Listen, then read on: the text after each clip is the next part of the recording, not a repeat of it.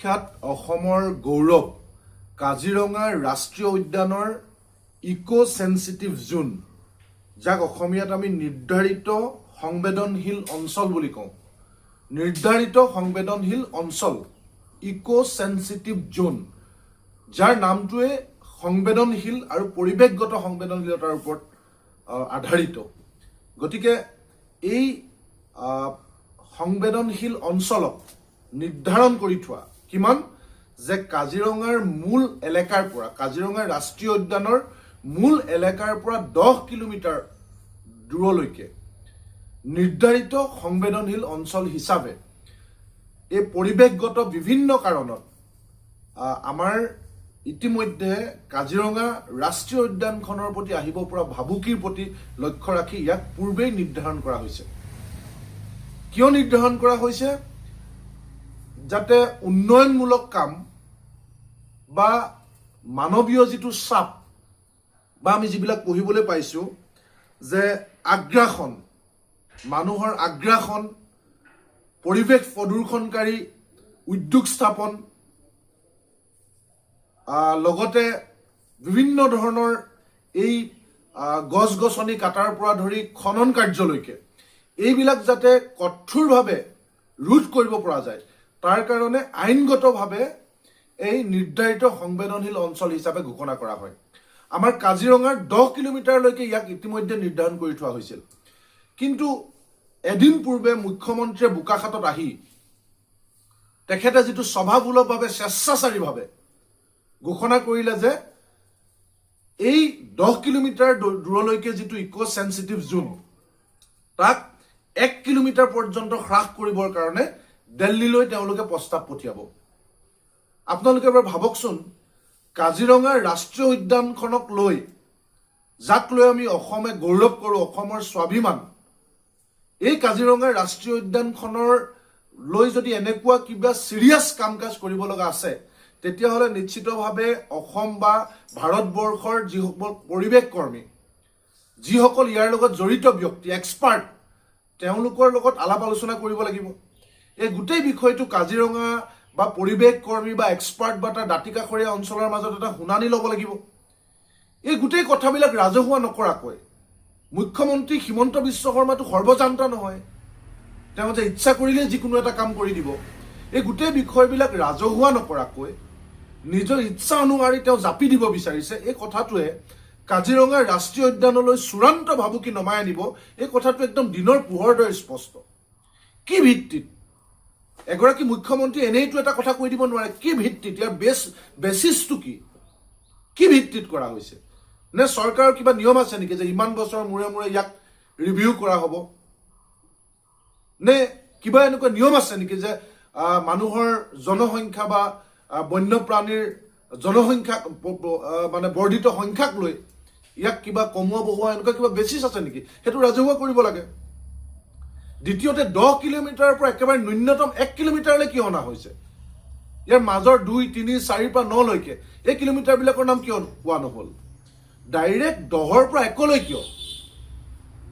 নে এই কথাটো এনেকুৱা নেকি যে যিবিলাক কথা চলি আছে, ইংলে পথাৰ 60 বিঘা মাটি আদিবাসী মানুহৰ পৰা কাঢ়ি লৈ তাতে হায়াত এটা ডাঙৰ ইণ্ডাষ্ট্ৰী, যিটো ইকো সেন্সিটিভ জোনত ষ্ট্ৰিক্টলি উল্লেখ কৰা আছে যে তেনেকুৱা ধৰণৰ উদ্যোগ, উন্নয়নমূলক কাম, যাৰ জৰিয়তে পৰিৱেশগত দিশত প্ৰভাৱ পৰিব, বন্যপ্ৰাণীৰ বাসস্থানত প্ৰভাৱ পৰিব, বন্যপ্ৰাণীৰ খাদ্যস্থলীত খাদ্যাভ্যাসত প্ৰভাৱ পৰিব, প্ৰজনন স্থানত প্ৰভাৱ পৰিব, এই তাৰ ক্ষেত্ৰত কোনো ধৰণৰ উন্নয়নমূলক, কোনো ধৰণৰ মানৱীয় আগ্ৰাসন, মানৱীয় চাপ, কোনো ধৰণৰ খনন, কোনো ধৰণৰ প্ৰদূষণমূলক উদ্যোগ স্থাপন এইবিলাক হ'ব নোৱাৰিব। এইকাৰণে ইকো সেন্সিটিভ জোন।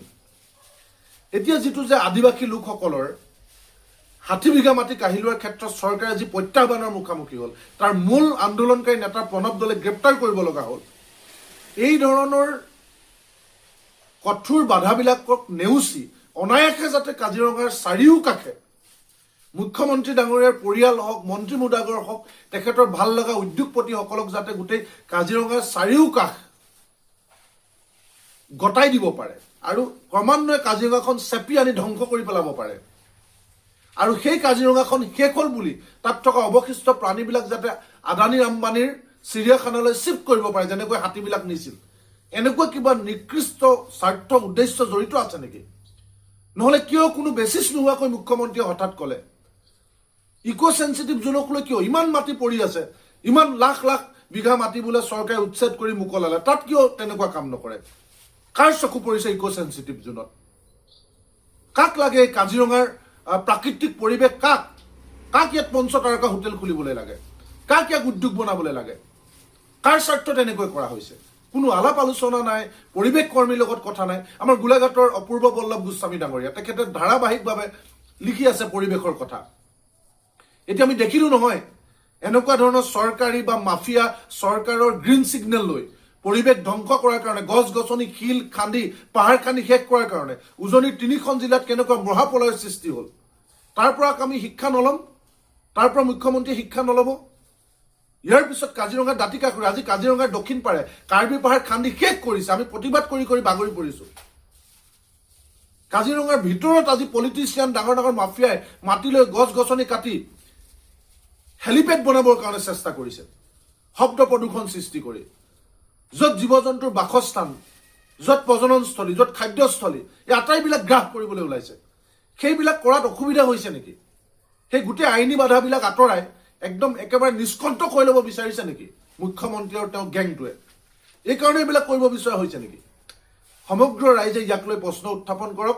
আমি বানপীড়িত ৰাইজৰ লগত লাগি থাকোঁতে অসমৰ মুখ্যমন্ত্ৰীয়ে, আৰু মুখ্যমন্ত্ৰীয়ে এইটো স্বভাৱ হ'ব পাৰে যে কথা এটা প্ৰথম কৈ চালে তাৰ কেনেকুৱা ৰিয়েকশ্যন হয় তাক তেওঁ চাব, তাৰপিছত যদি বেছি ৰিয়েকশ্যন হয় তেতিয়াহ'লে ক'ব যে মই এনেই কৈছিলোঁ, আৰু যদি নহয় তেতিয়াহ'লে এইটো আইন প্ৰণয়ন কৰি দিব বা নিয়ম বলবৎ কৰি দিব। গতিকে মুখ্যমন্ত্ৰীক আমি ষ্ট্ৰিক্টলি কৈছোঁ, অসমৰ মানুহ মৰি যোৱা নাই। ইয়াৰ আগতো কাজিৰঙা প্ৰাইভেট কৰিব যেতিয়া বিচাৰিছিল, ব্যক্তিগতভাৱে গতাই দিব বিচাৰিছিল, তেতিয়া আমি তীব্ৰ প্ৰতিবাদ কৰি ৰক্ষা কৰিছিলোঁ। আৰু এতিয়াও অসমৰ মানুহ মৰি যোৱা নাই।